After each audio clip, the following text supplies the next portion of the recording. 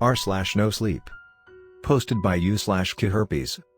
My family made a deal to give one child to the Faceless Man every 50 years. I remember the first time I saw the man, the thing with the face like melting wax. I knew he had many masks and many names. He had followed our family for years, and from father to son, mother to daughter, the fear and terror of the Faceless Man got passed down. Every time he came, he would have a different face. The first time I saw him, he looked like a withered old Asian man, leaning heavily on a wooden cane with a silver top.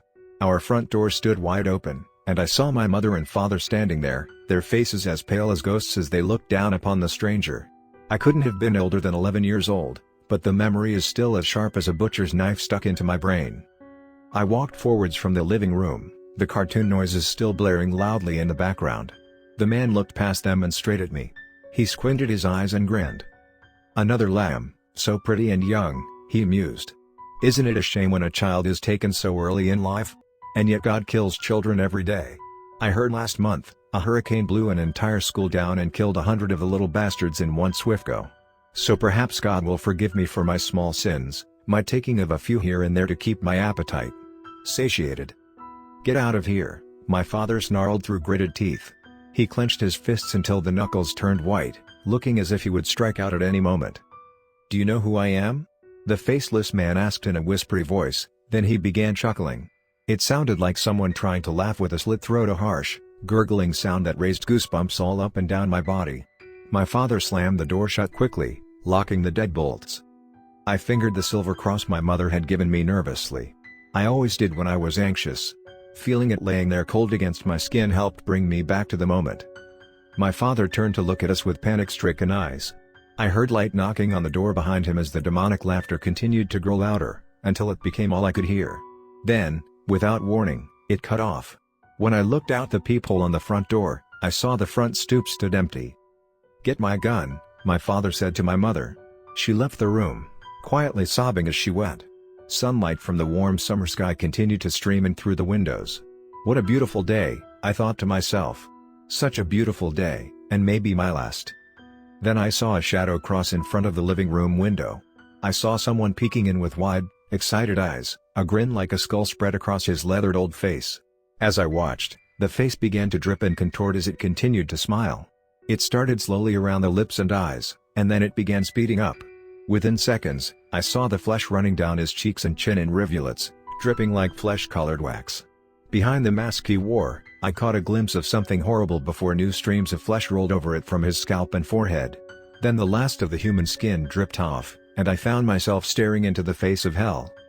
I could never explain the true horror of the thing lurking behind its costume of human skin. It felt like staring into a pus-filled wound with maggots writhing around the edges, or maybe like falling into a mass grave. Some of its body seemed flipped inside out, with the glistening muscles on the outside.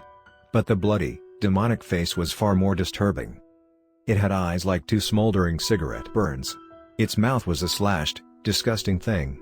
The lips looked eaten away, with ragged patches of flesh surrounding them that seemed to make the smile seem much larger, reminding me of how a clown would do his makeup.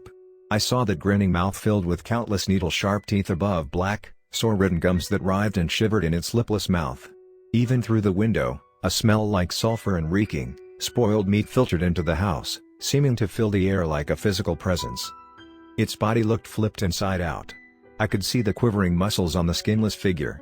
It looked deathly thin, and veins ran along the outside of its face and body like thick, dark worms, pulsating with each beat of the satanic heart that lay inside that thing's chest, emanating sickness and evil through every pore of its gleaming body. As it stared into my soul with its black, lidless eyes, I saw in that face all the worst nightmares of the universe. I saw mountains of corpses festering under a hot sun, black holes eating worlds as masses screamed. I saw mothers drowning their children in bathtubs, and animals eating each other alive. I saw into eternity, and it looked so dark and empty that I fell to my knees, pleading. "Make it stop, make it stop," I cried, tears streaming down my face. My father ran in with his shotgun raised, but when I looked back up, the window was empty. Yet the visions continued to run through my mind like a movie, atrocity after atrocity, and somehow, it all connected back to the Faceless Man. After a few seconds of utter silence, that deep, gurgling voice rang out, making us all jump. It seemed to come from nowhere and everywhere at once, reverberating throughout the room. It said something that made my father waver on his feet, a strange verse, but one I remember by heart to this day. Here is Belladonna, the lady of the rocks. The lady of situations. Here is the man with 3 staves, and here the wheel. And here is the one-eyed merchant, and this card, which is blank, is something he carries on his back, which I am forbidden to see. I do not find. The Hanged Man. After that, we barricaded the doors and locked all the windows. I knew it wouldn't keep the Faceless Man out. He could easily just smash through a window, and perhaps he wouldn't even need to do that. Maybe he could pass inside the house anytime he wanted. And yet, if so, why hadn't he? So, it started again, my mother said, looking at my father with a powerful intensity in her eyes. He has come back again for a sacrifice. My father nodded slowly. What do you mean, a sacrifice? I asked, my child's mind not comprehending the magnitude of the situation yet. My father hesitated. He eats the souls of people, my father said. He and my great-grandfather drew up a contract a long time ago, and ever since, our family has had great wealth. You're young, so you don't really understand fully yet, but not everyone lives in mansions like us. Not everyone vacations in Paris and Buenos Aires during summer vacation. Not everyone has a garage full of Porsches and Mercedes. So why don't you just tell him no? I asked in my childish way. We don't need all this money. The left side of my father's face began twitching. He stomped towards me, shouting as tears ran down his face. I don't give a shit about money, he cried. The deal was drawn in blood and cursed from the first day. Do you think if I could get him to go away by giving him everything I own, I wouldn't? I would do it in a heartbeat. I would live in a goddamn trailer and eat instant noodles if I had to. But there is no escape. He looked around, as if expecting to see the Faceless Man standing right behind him. He began looking out of the windows, seeing nothing but a bright summer's day. We need to go, my mother whispered. Now. Let's just take Susan and go. He won't find us if we keep moving. He'll find us, my father said, looking defeated. Tears continued to stream down his face. He looked like a defeated man. He always does. But fuck it, let's go. We'll take the bastard on a run around the world. We took off from the property, and my father told me more about the deal as we flew out of town in an expensive Mercedes, redlining the accelerator. I thought more than once he would crash and kill us all in his frenzy to put distance between us and the Faceless Man. Once every 50 years, my father said, he comes. He has his pick of the litter, as he calls it. He takes one child from our family and, in exchange, our wealth is guaranteed for the next 50 years. Even during the Great Depression, our family didn't suffer. Except, of course, the periodic abductions of children. He makes the parents watch as he takes the soul of the child into himself. I don't know what kind of foul magic it involves, but from what I've read in the diaries of my grandfather, it is a very painful ritual that involves skinning the child alive and rubbing their body with special herbs. Then he makes them walk, totally skinned and bleeding to death, until they collapse, and that's when he takes the soul. He sucks it out of their eyes. It looks like thin wisps of light when it finally goes. I shook inwardly in horror. No one would ever allow that to happen to their kid, I said confidently. My father shook his head. You act as if we have a choice, he said.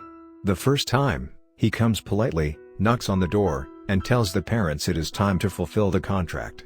If they say no, then he leaves. But he always comes back, and the next time, he won't be polite, and he won't leave.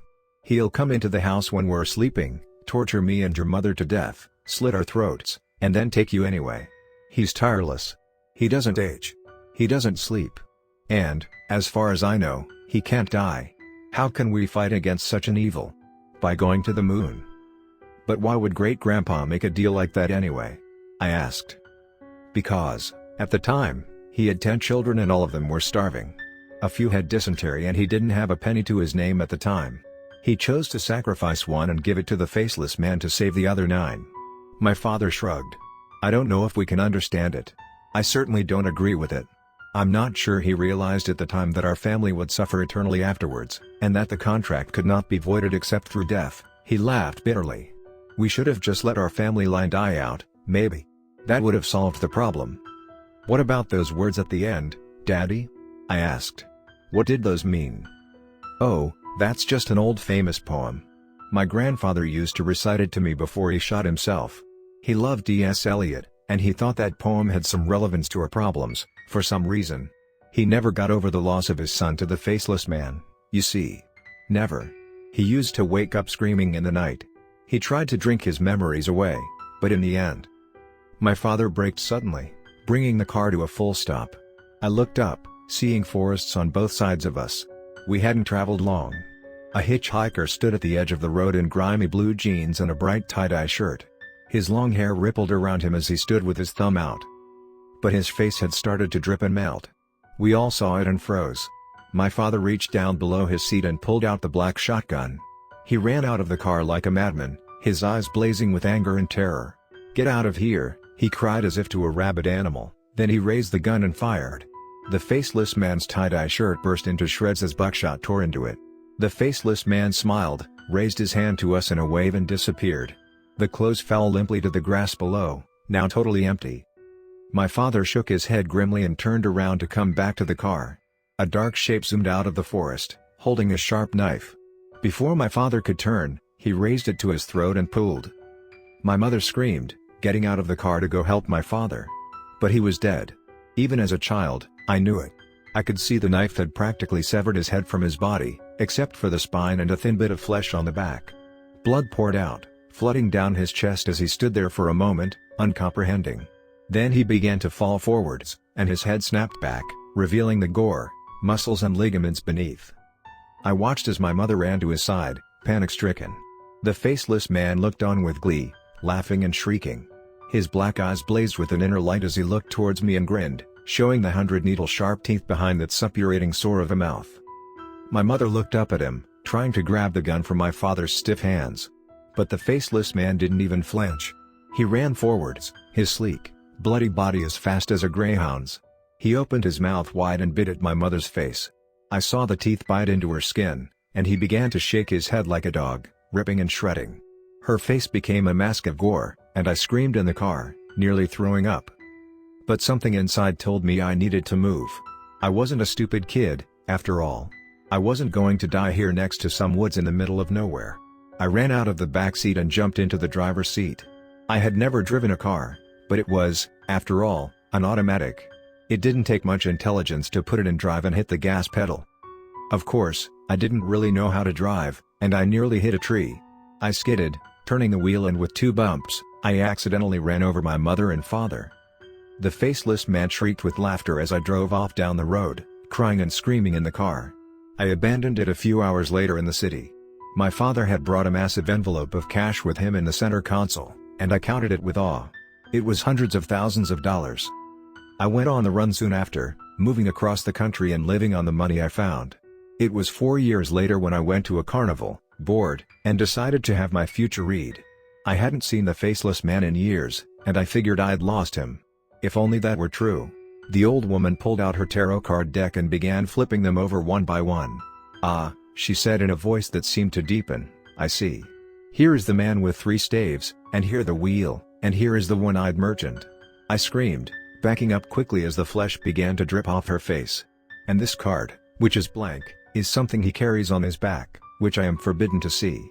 The last of the skin dripped off. The grinning thing beneath rose from the chair, its sleek, bloody body and black holes of eyes regarding me with glee. "Ah, yes, I am forbidden to see, but I have seen it. I've seen it, and look what it's done to me, Susan. Look at what it's done. Your mother and father rot in a shallow grave somewhere, picked clean by animals, and now it's just you and me, Susan, and we're alone. The card is blank, but it doesn't have to be. Come and see what it holds." He rose into the air, his bloody, skeletal feet dangling feet above the ground. "Come and see."